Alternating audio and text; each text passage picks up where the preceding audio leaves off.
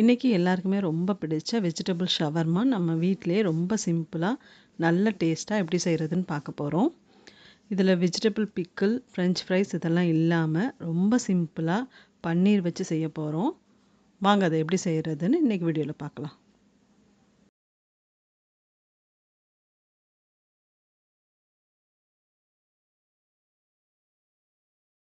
Shawarma செய்கிறதுக்கு first ஒரு masala ready பண்ண போகிறோம். அதுக்கு ஒரு பிளேட்டில் 2 ஸ்பூன் மிளகாய்த்தூள், 2 ஸ்பூன் தனியாத்தூள், 2 ஸ்பூன் ஜீரகத்தூள், 1 ஸ்பூன் வெள்ளை மிளகுத்தூள்,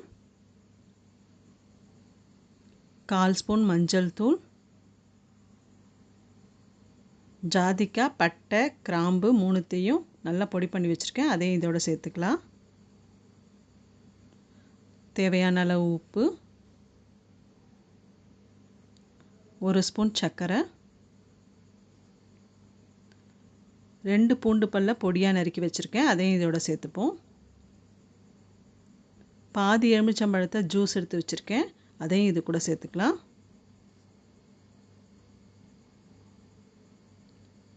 இப்போ ஒரு ஸ்பூன் வச்சு சென்டரில் லைட்டாக ஒரு குழி பண்ணிவிட்டு 1/4 கப் தயிர் வச்சுருக்கேன். அதையும் இதோட சேர்த்துக்கலாம். இப்போ இதெல்லாம் மிக்ஸ் பண்ணிப்போம்.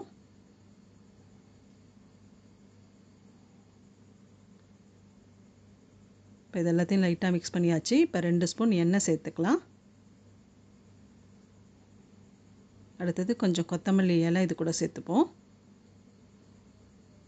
இப்போ இது எல்லாத்தையும் நல்லா மிக்ஸ் பண்ணிக்கலாம்.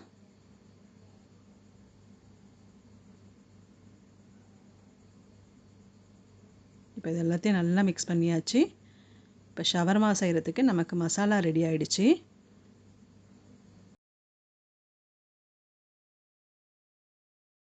பன்னீரை ஸ்லைஸாக கட் பண்ணி வச்சுருக்கேன். இப்போ இதில் ஒரு ஸ்லைஸ் எடுத்து நம்ம செஞ்சு வச்சுருக்க மசாலாவை எல்லா பக்கமும் பண்ணுற அளவுக்கு நல்லா ஸ்ப்ரெட் பண்ணிக்கலாம்.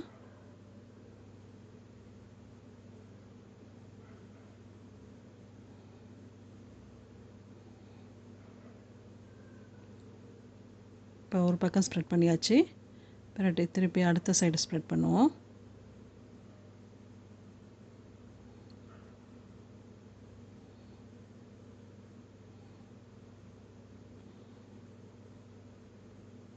எல்லா சைட்லேயும் பர அளவுக்கு ஸ்ப்ரெட் பண்ணிப்போம்.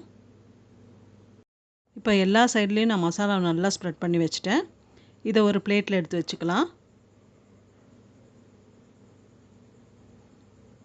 இதே மாதிரி இப்போ நான் எல்லா ஸ்லைசஸ்லேயும் நல்லா மசாலா ஸ்ப்ரெட் பண்ணி வச்சுட்டேன்.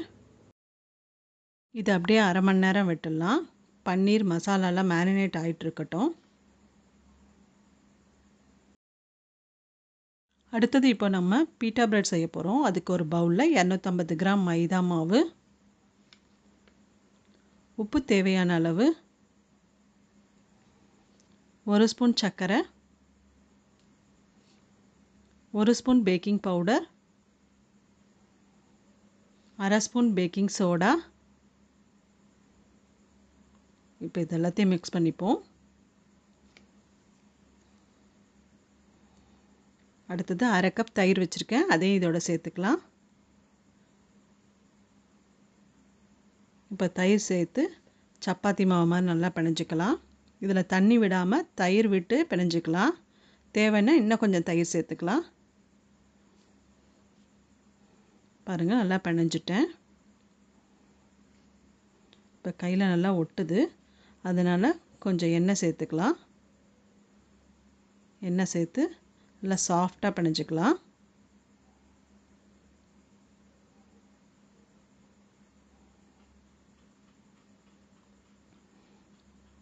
பாருங்கள், மாவு எவ்வளோ சாஃப்டாக இருக்குது பாருங்கள்.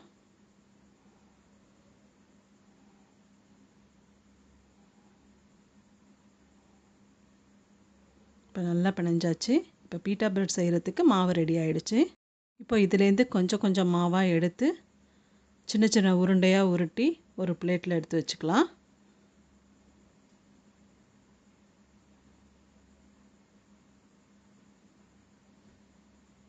இப்போ எல்லா மாவையும் நான் சின்ன சின்ன உருண்டையாக உருட்டி எடுத்து வச்சுட்டேன். இப்போ ஒவ்வொரு பாலாக எடுத்து நம்ம மைதா மாவில் நல்லா டிப் பண்ணிவிட்டு சப்பாத்தி மாதிரி தேய்ச்சிக்கலாம்.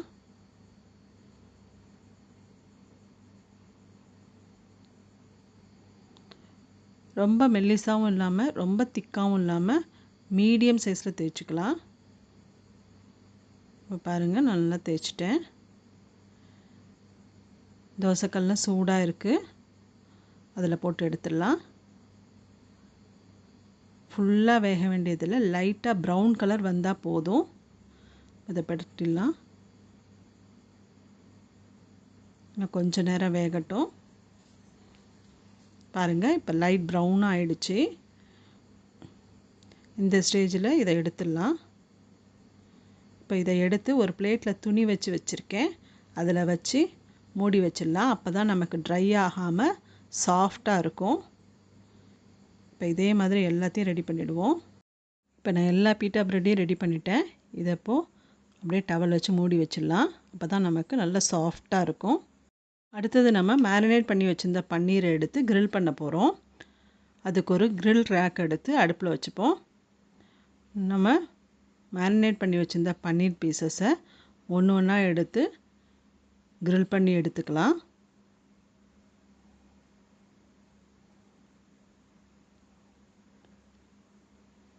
அப்படியே இதை பிரட்டி அடுத்த சைடும் கிரில் பண்ணிப்போம். நல்லா ப்ரௌனாக ஆகிற வரைக்கும் கிரில் பண்ணிப்போம்.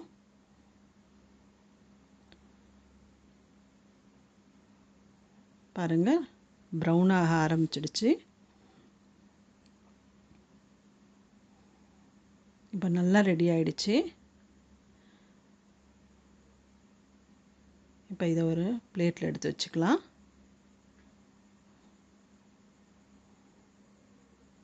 இப்போ எல்லா பன்னீர் பீசஸையும் நல்லா கிரில் பண்ணி வச்சுட்டேன்.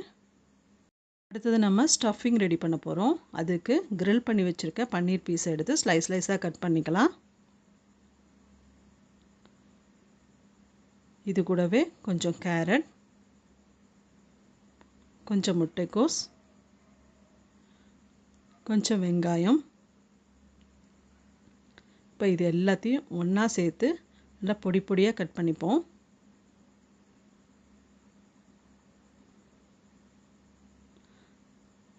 காய்கறி, பன்னீர் எல்லாத்தையும் சேர்த்து நல்லா பொடியாக கட் பண்ணிக்கலாம்.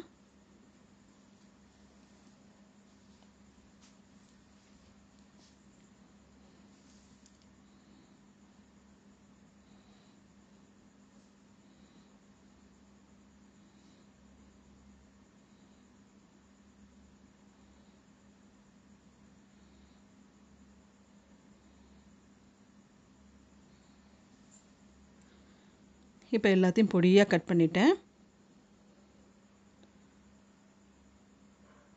இப்போ நம்ம ஷவர்மாவுக்கு ஸ்டஃபிங் ரெடி ஆகிடுச்சு. அடுத்தது நம்ம செஞ்சு வச்சுருக்க பீட்டா ப்ரெட்டை எடுத்து கிரில் ரேக்கில் வச்சு திரும்பவும் அதை சூடு பண்ணலாம். ஏற்கனவே நம்ம லைட்டாக ப்ரௌன் கலர் வந்தோன்னா அதை ஆஃப் பண்ணி வச்சுட்டோம். அதனால் இதை இப்போது திரும்பவும் எடுத்து வச்சு கொஞ்ச நேரம் வேக விடலாம்.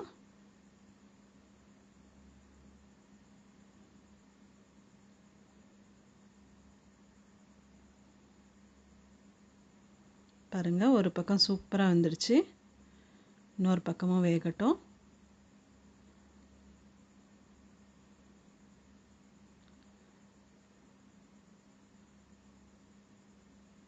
இன்னொரு பக்கமும் வந்து நல்லா சூப்பராக பீட்டா ப்ரெட் ரெடி ஆகிடுச்சு. இப்போ இந்த பீட்டா ப்ரெட் மேலே எக்லெஸ் மயோனீஸ் வச்சுருக்கேன். அதில் ஒரு ஸ்பூன் எடுத்து ஸ்ப்ரெட் பண்ணிக்கலாம்.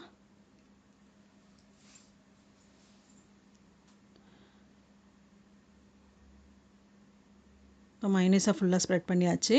அடுத்தது ரெட் சில்லி சாஸ், இதில் கொஞ்சம் எடுத்து அதையும் ஸ்ப்ரெட் பண்ணிப்போம்.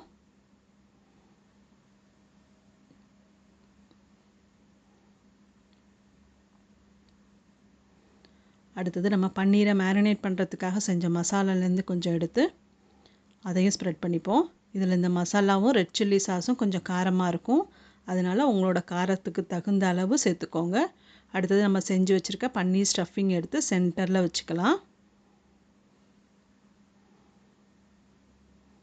இப்போ ஸ்டஃபிங்கை வச்சு அப்படியே 2 பக்கமும் மூடி எடுத்தோம்னாக்கா அவ்வளோதான், நம்மளோட பன்னீர் ஷவர்மா சூப்பராக ரெடி ஆகிடுச்சு.